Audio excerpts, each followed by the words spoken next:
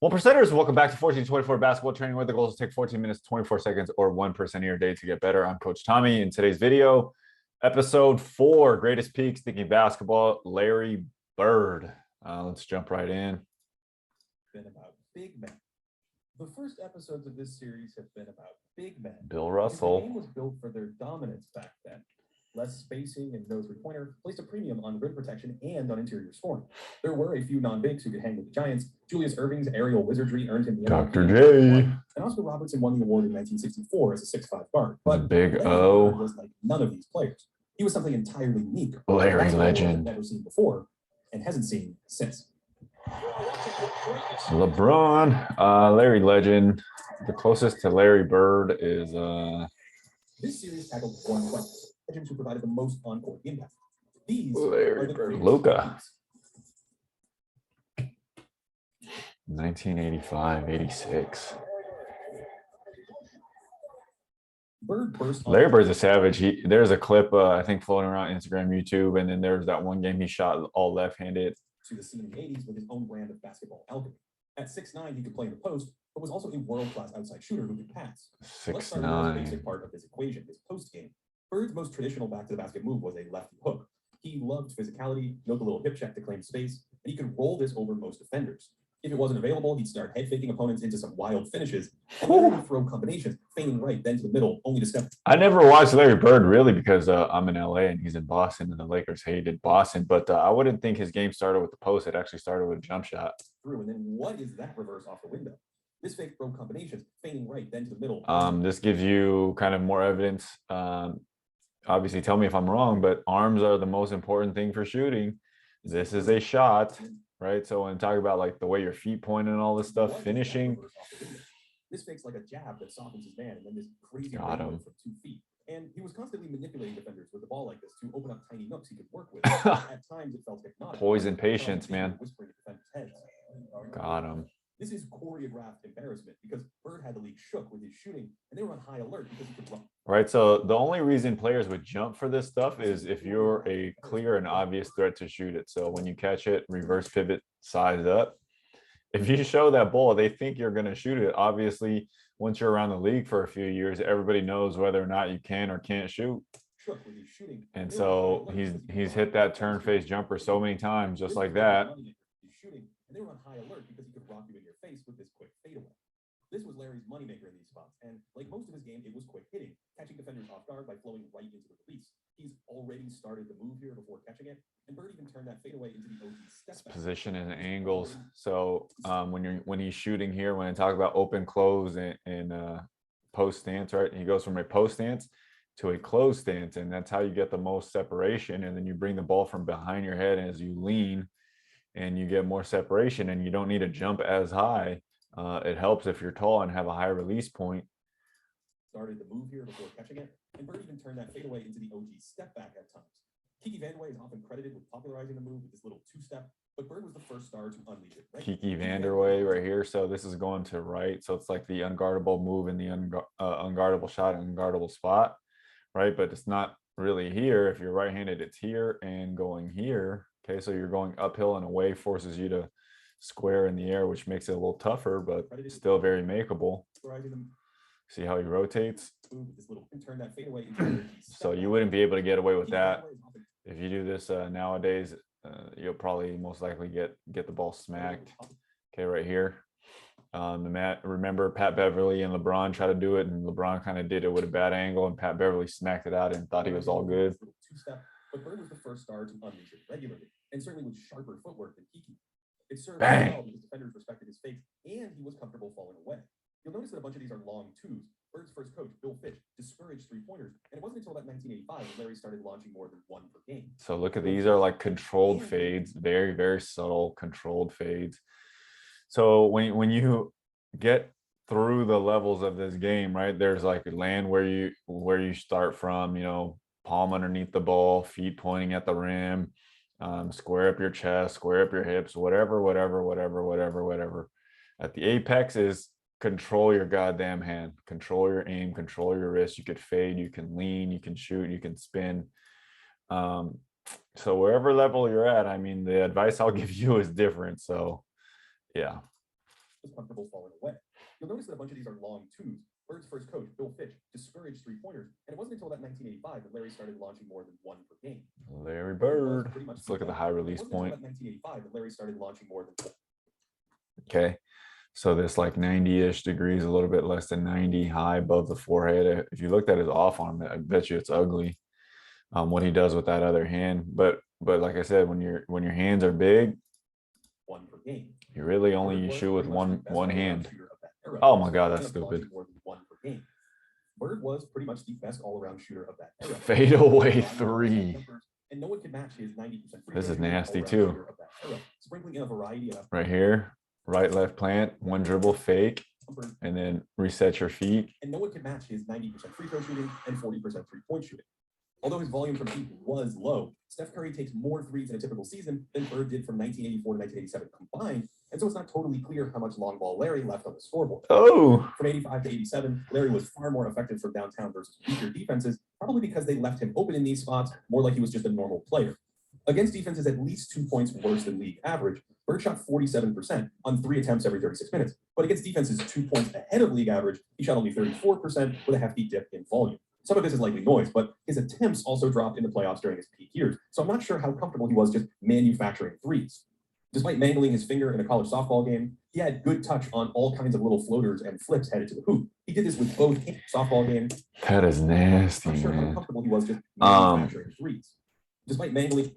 If you've ever messed up a finger, you see my middle one? Yeah, I'm not flipping. It doesn't go straight. This is the one I dislocated. Your knuckles and all that stuff get jammed as you play. And I played football for a little bit. I sucked at football. But when your hand changes the way you hold the ball, if you played as much basketball as me, people would say, oh yeah, it's just a finger. But I use my hand so much. There's so much dexterity in my fingers. I can control the ball. I can spin it a certain type. I can get the seams just right. When you mess up a finger and it doesn't move as well as it normally, you have to really go through all the gazillion reps to reform that shot. He had good touch on all kinds of little floaters. I don't know who else has mangled some fingers and can shoot really well. Like, tell me your stories, man. But these shots were born out of necessity. Remember that rainbow from 2 feet earlier? It's because Bird has no explosion at the rim. He often uses his body as a shield to find a cleaner release, even left-handed. And these contortions were to make up for lack of verticality. Bird actually missed a ton of layups. Oh, it's Walton. Where was I? Yes, the missed bunnies. He often took one dribble in these spots instead of getting all the way to the rim for a loaded up contest. Because even at 6'8", he was at a disadvantage against bigs ready to jump. You may know that legendary game in Portland where he played left-handed. That one. This is mostly a tall tale because he regularly needed his left hand to finish. Here in the post, he's going southpaw for a cleaner look because he's carved out space to his left and can't explode at the rim or leap over defenders. This rim finishing is Bird's real. They're saying so. Oh my God, let me hear all this crap, man. Verticality. Bird actually missed a ton of layups. Oh, it's Walton. Where was I? Yes, the missed bunnies. He often took one dribble in these spots instead of getting all the way. Okay, like these are shots players nowadays take regularly. Okay, like if you practice those little floaters, like the small in between players, like this is how the majority of players are. Like, because even at 6'9", he was at a disadvantage against bigs ready to jump. Okay, you got to find a way to get that shot up. I know that legendary game in Portland.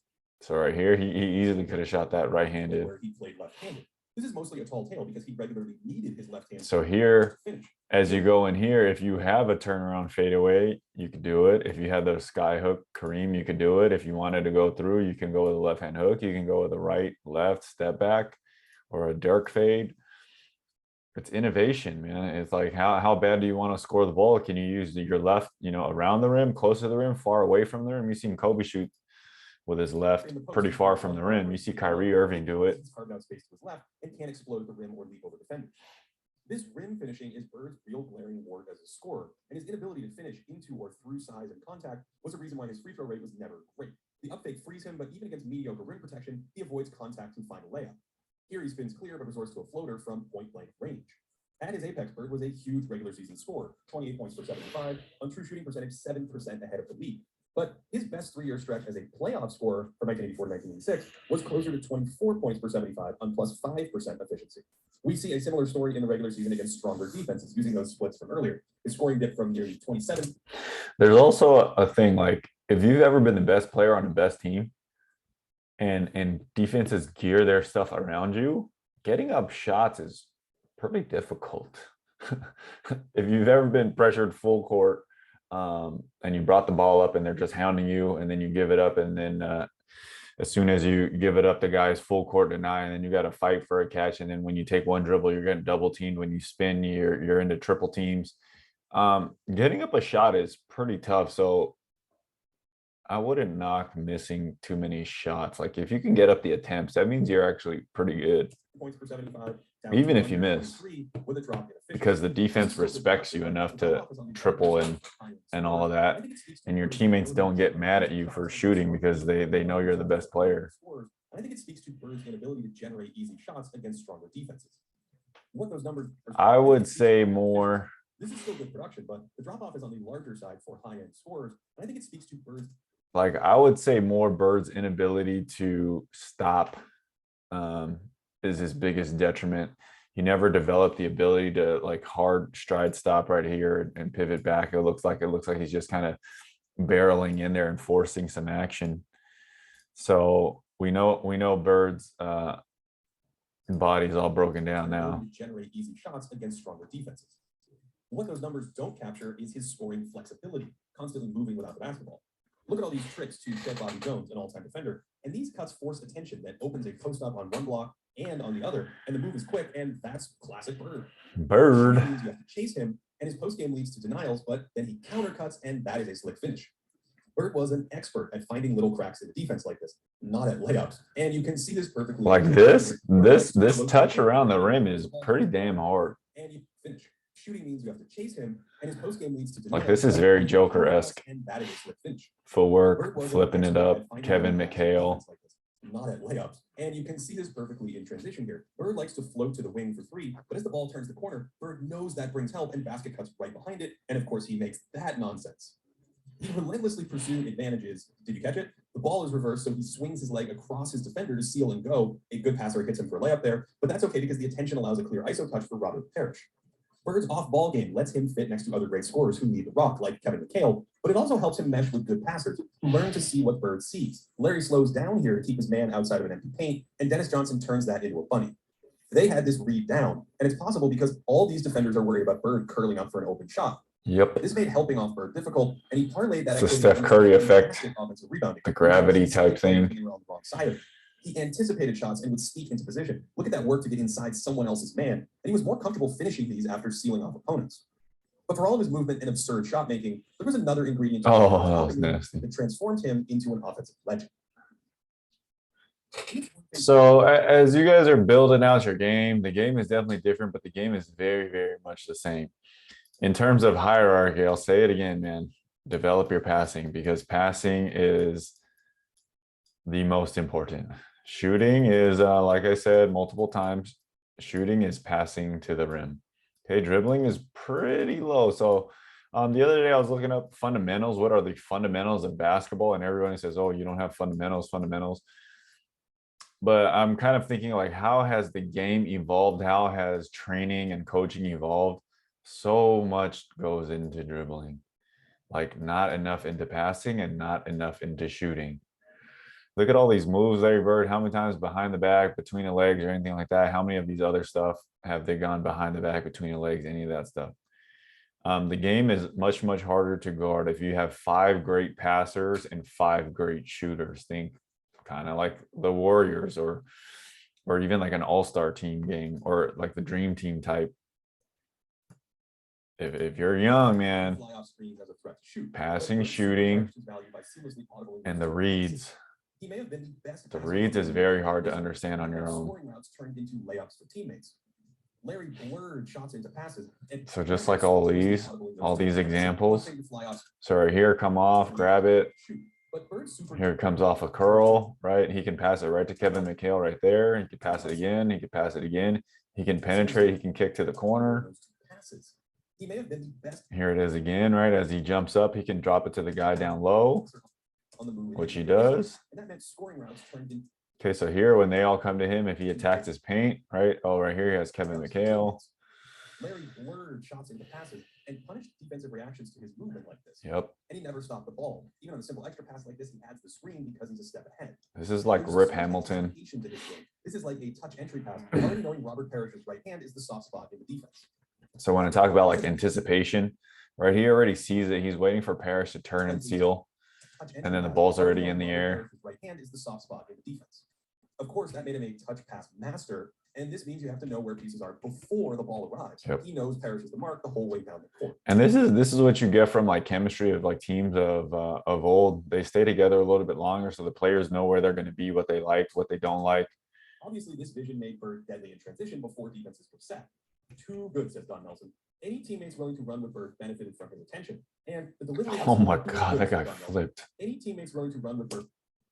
Right, left, plant, show the ball, bring it back. Oh my God, he flips that dude. Who is that? Jesus Christ. Any teammates willing to run with Bird benefited from his attention. See this dude flip? What the heck? And the delivery on some of these passes would make UPS jealous. This clip's blurry, but you can still see. So the right, when I talk about passing, right, the right type, the right time, the right target, they don't look very fast, right? But he's ahead of everybody, leads them, right? So that's Robert Parrish. The target is over here somewhere, right? If you give it to your center here, he's gonna have to take a dribble. You don't want that.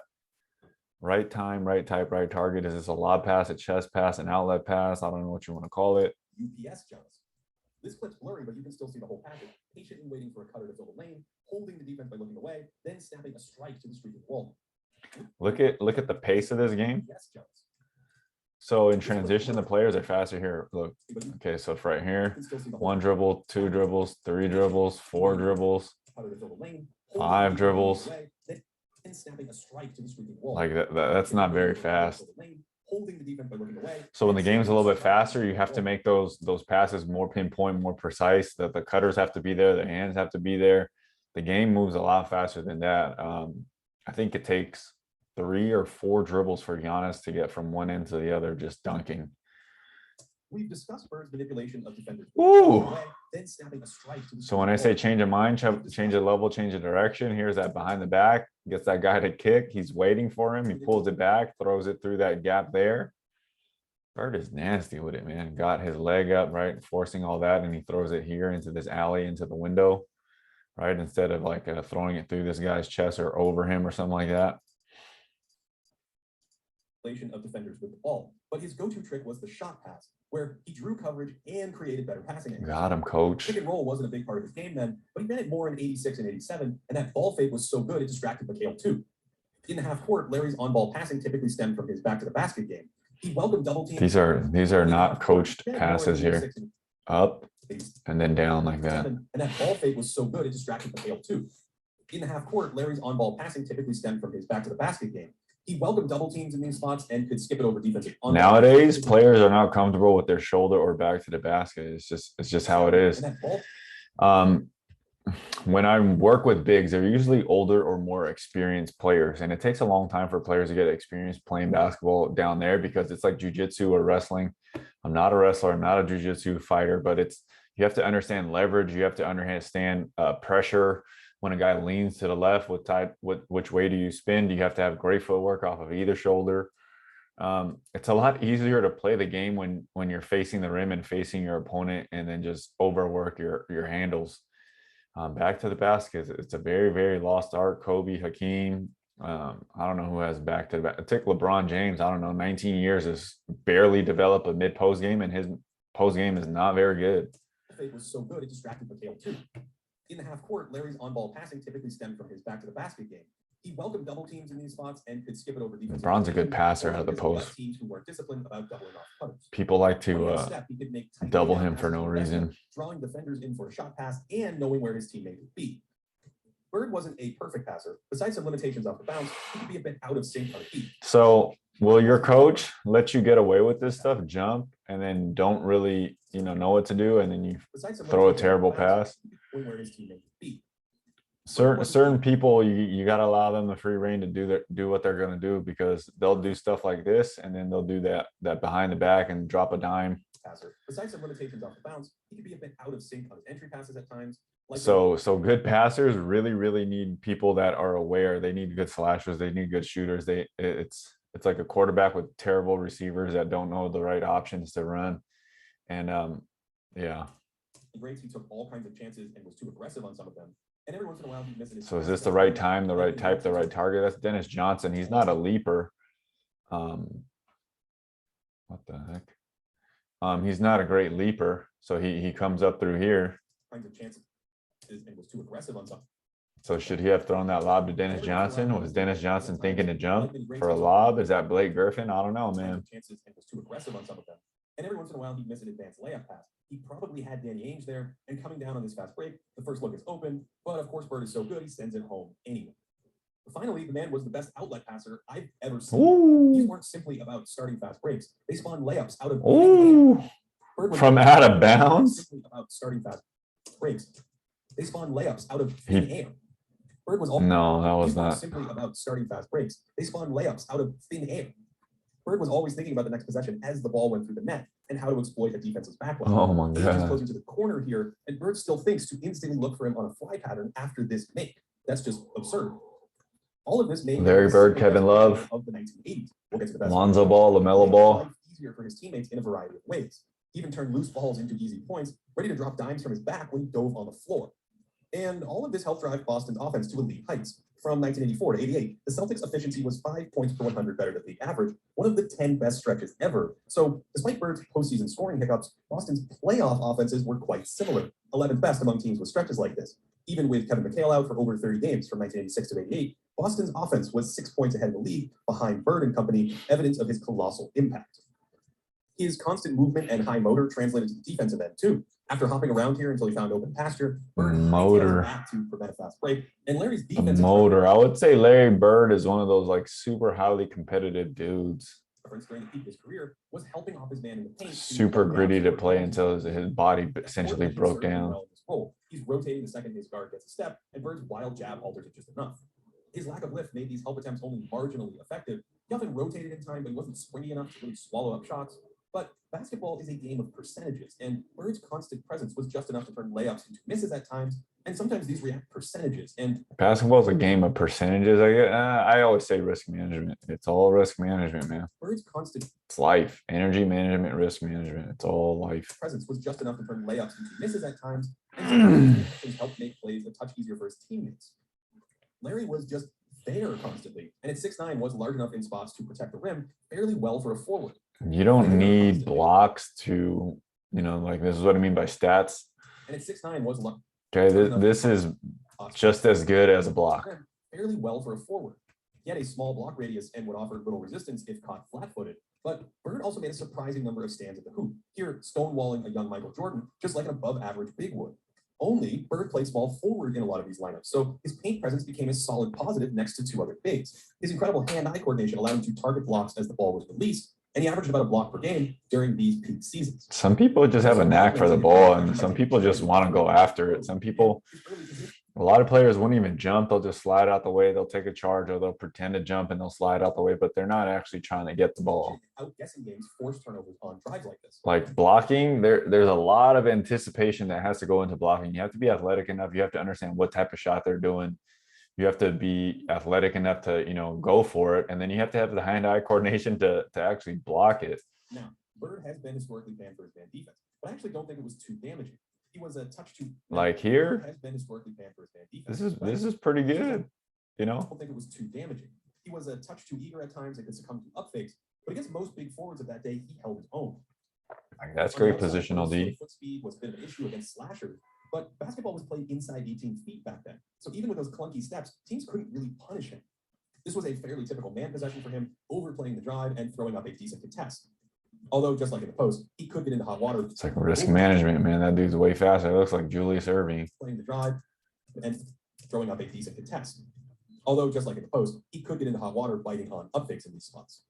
Here's Larry using mind games against a dangerous guard, jabbing toward the ball and then playing the drive left, and his reflexes were insane. His hands are down when this passes. This is smart. And so you let him go baseline. When he goes back baseline, you bring him back out. And then where's the help? He flips his hips again. His hands are down when this pass is thrown. And those like that. That's his right hand. So this is a terrible pass. So I don't know who that is. But this is a terrible pass. You're trying to throw a straight pass in here. This is terrible. This should be a, shot fake and then bounce pass into your big. His hands are down when this pass is thrown.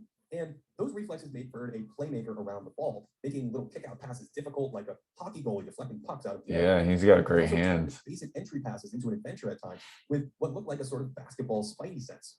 Those hands were strong and quick with NASA-like precision. And if you blinked, you'd miss their magic at times. And this phenomenal coordination made that low block tactic possible. And it also made his post doubles really effective, ambushing unsuspecting big men.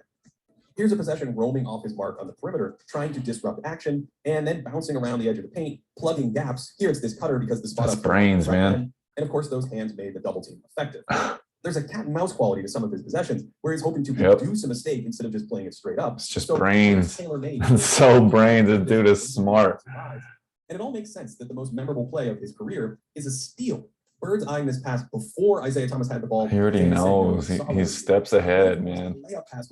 So they talk about like great passers, right? They're strategists, they're playmakers. They see things way ahead, so they're baiting people. It's always like that. LeBron, Chris Paul, Jason Kidd. That time he tried to drink the water and spill it. Weren't big gambles, but sometimes he did whiff. So there was a minor tax to pay for his level of aggression. But Larry rarely made errors or missed key rotations. It's like when did he make this egregious errors? Like, okay, this is first quarter. Sometimes he did whiff. Okay, this is the third quarter. I mean, 65, one possession in the middle of the game is pretty rare. I doubt he'll make these gigantic gambles and miss. He usually pounced in help situations like this. And overall, I think it's easy to see why he made consecutive all defensive teams from 1982 to 1984. This value bubbles up when we look at Bird's handful of missed games in 1987 and 1988. The Celtics were only a point per game better than their opponents without Bird. People say defense is just all about like effort and athleticism and stuff like that. A lot of brains, man. You gotta study the game to be really, really good at it in any particular area. When I teach offense all the time, I'm teaching defense at the exact same time, because I'm telling them where the defense will be, where the defense will put their hands, where not to position the ball, where to position the ball, how to, body up somebody, how to use your elbow, how not to use your elbow, when to, be soft, when to be strong, when to be low, when to be high. Like, there's a lot of cat and mouse. If you're really, really good offensively, you'll be very, very intelligent defensively. It's whether or not you use those abilities across. But with him, they were +7 or a 61 win pace. The changes in 1989, when Larry missed the entire season, were nearly identical. Perhaps more notable is what happened when McHale missed large chunks of time. The Celtics were a 64-win team with Kevin, and without him, they played at a 57-win pace in 31 games. That means that Boston was still a borderline championship team without McHale, yet maxed out as an all-time team at 67 wins because Bird could fit next to a star who ostensibly played his own position. That's incredibly impressive to me, and evidence that he's one of the most scalable players ever, able to fit next to a variety of high-end most scalable. Our historical all-in-one metrics are quite high on his feet, especially shooters can basically fit into any team. Scorers, not so much. Playmakers, if you have all playmakers, you're going to have someone that's not going to score enough. So shooters and playmakers are typically the easiest to play with. This version of box plus minus that's more sensitive to his playmaking impact. We should also note that some of his value comes from strong defensive rebounding, and he was always looking to throw a body on someone or fight for the ball in tough spots. Although this style did take a toll, and playing too many minutes meant he always risked wearing oh my god playoff runs. Larry's body did ultimately break down at 31. Oh my god. What the hell playoffs. Happened to it? Looks like Wolverine got him. What the heck? Ultimately break down at 31. But before that, he broke down at 31 on someone or fight for the ball in tough spots. Although this style did take a toll, and playing too many minutes meant he always risked wearing down during deep playoff runs. Larry's body did ultimately break down at 31. But before then, how does your body break down at 31? That's like the peak prime of your body. Well, at least today. Reimagine what basketball could be. There's still Oh my God, he almost grabbed his nuts. Before then, he reimagined. I would have just dimed it. You don't got to go all the way down there. Jesus Christ. There's still sense. But before then, Behind the head here. Could be. There still hasn't been anyone like him since. And while his defense wasn't always pretty, activity and anticipation made it fairly effective for his time. Activity and anticipation, yes. Putting in his own class on offense. But even without that, Larry Bird is one of the 5 greatest offensive players. High level of awareness and motor for paint protection, yes. Elite reflexes, yes. Strong defensive, mediocre rim protection. It should be like rim deterrent, you know. Perimeter defense against quicker players, yeah, that was pretty bad. They didn't shoot as many threes, so he wouldn't get exposed as much because the spacing is not there. Offense, yeah, passer and off-ball game, super. Yeah, he knows how to move. He's smart. He can shoot, yes. Subpar rim finishing, mediocre handle limits on ball passing. Okay, sure. This is like very low of all time. For more historical content into oh, that one was actually good. I like Larry Bird. I like to learn from him. His brains, if anything, I learned a lot about his brains today. His anticipation, his awareness, his great hands and stuff like that. Physically, obviously his body broke down, so he could not hang in today's game just based off of speed and athleticism. In terms of brains, yeah, sure, when Larry Bird was probably younger, he could probably do it, but the game is a little bit different now. Just in terms of athleticism, when I'm talking about the game, you have to be I bring up this triangle again, right? Mind, body, craft. You have to be athletic enough to get on the court, right? You have to be skilled enough to stay on the court, and then you have to be smart enough to excel on the court. That's all I got for you guys today. Until next time, take 14 minutes, 24 seconds, or 1% of your day to get better. Peace out, guys.